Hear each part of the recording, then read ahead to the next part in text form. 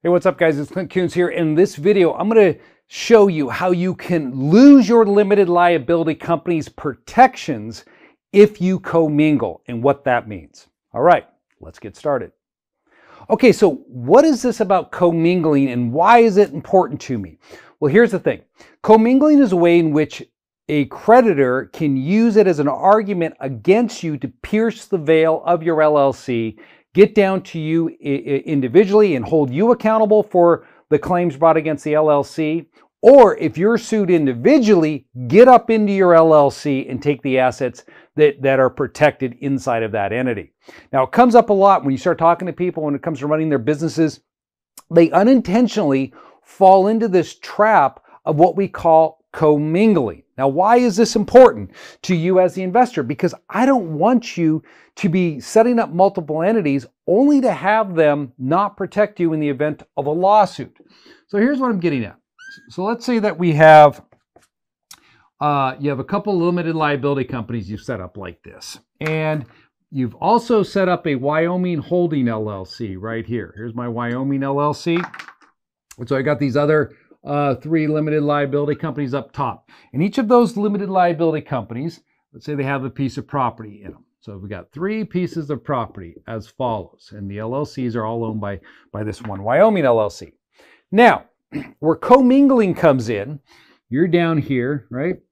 It's where we start taking assets and we start just moving them around between the entities. Like, for example, let's say this property over here needs to replace some of the HVAC, and you get a bill, estimate it's going to be $8,000 for the HVAC. And inside of this bank account, there's only $1,000. So what do? You turn around and you go to the contractor and you say, hey, tell you what, come over here and fix my HVAC, and I'll just use pay the $7,000 or $8,000 for it. So you use your personal credit card to cover that expense. And then on the other hand, let's say this entity over here has $10,000 sitting in it, and now we've got a sewer line failure here, and you get a bill and they tell you it's going to be $6,000 to repair the sewer line. Well, you don't have $6,000 in this account, you only have $500 sitting in the account. So you bring out the repairman, the plumber, he comes out and you say, all right, I'll tell you what, you write him a check for $6,000 drawn on this limited liability company right here. And see, what you're doing in this scenario is that you're not respecting the separateness of all of these entities. Because on this board, I have drawn out 5 entities. 1, 2, 3, 4, you are number 5. And so when it comes to dealing with your assets, if you want to make sure that a creditor cannot use the argument that you've commingled your assets, therefore this is one common enterprise and you have no protection, you have to be very careful how you move money between your various structures, just even between yourself and your entity. So if you look at it, the way I tell people is look at the lines that we have on here, right? How do these lines work? Meaning, if you just follow these lines right here, like this, where do they roll?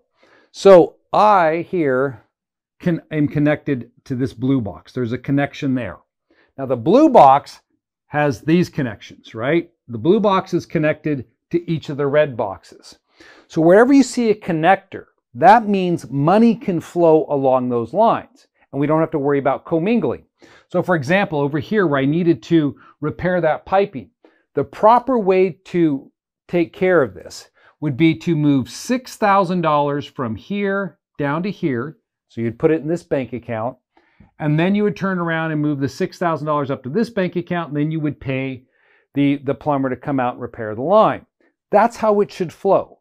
Okay, you don't want to go crossways like this, okay, between entity to entity, because those red boxes are not connected, right? There's no connectors between those. We want them intentionally separate.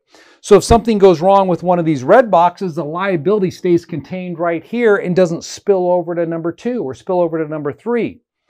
Well, when you start moving money between these 3 boxes, you're opening up that door to allow a creditor to get in there and start breaking those things up. So what I would do here is I would take a distribution and then I'd make a contribution, and then that LLC would pay for the expense.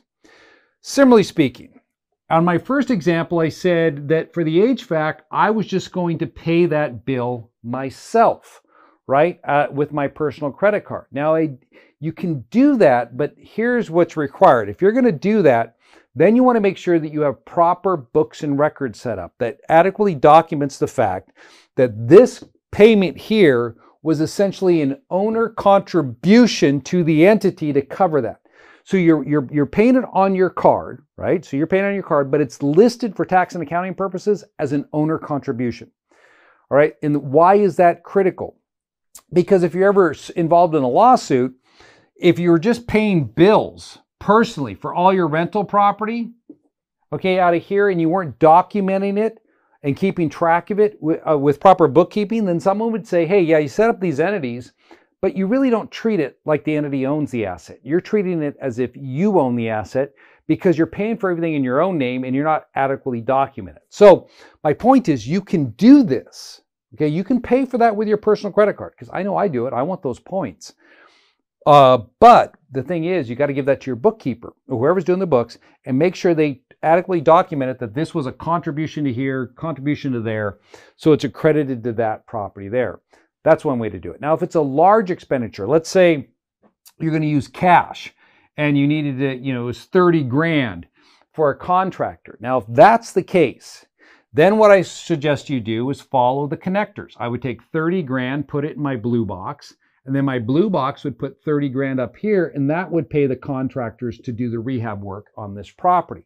That would be the proper route. Now, I do appreciate this. Some people do not have bank accounts in 1, 2, and 3.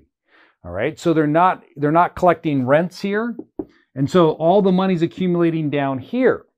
So in that particular case, if you don't have the bank account set up in 1, 2, and 3, and you're collecting it all down here, and you're paying the expenses for this entity, and this entity, well then this comes back to the bookkeeping aspect again. You got to keep really good books and records down here, documenting these as contributions to that asset, to that LLC, to protect yourself. Because it's stuff like this where people have bad books and records, they're moving money around, they're not paying attention to the little things, then end up creeping up on them in a lawsuit and blowing their asset protection. So commingling, if you haven't figured it out yet, is where we take assets of one entity and use them to benefit another entity without putting together any proper documentation. I mean, if you wanted to go this way, you could loan it, but then you have to have the loan agreement in place and with an expectation of repaying it. Why would you want to go through all that hassle? Just move the money. It's much simpler. All right, so commingling, avoid it. Now, if you've already done it, don't fret. Start fixing things going forwards, because people come to me all the time, say, well, Clay, I've been doing this for 3 years. Does that mean I need to blow everything up and start over? No, it doesn't. What it means is that going forwards, you need to make a change with how you're running your business to make sure that you're respecting your business. And if you respect your business, other people will respect it as well. All right, guys, if you liked the video, hit the like button. Hey, if you want to join me for my one-day tax and asset protection event where you're going to learn a lot about LLCs and land trusts and how all that plays together for real estate investors, and then we hammer in the taxes to save you tons of money, be sure to click on the link below in the show notes and register for that free event.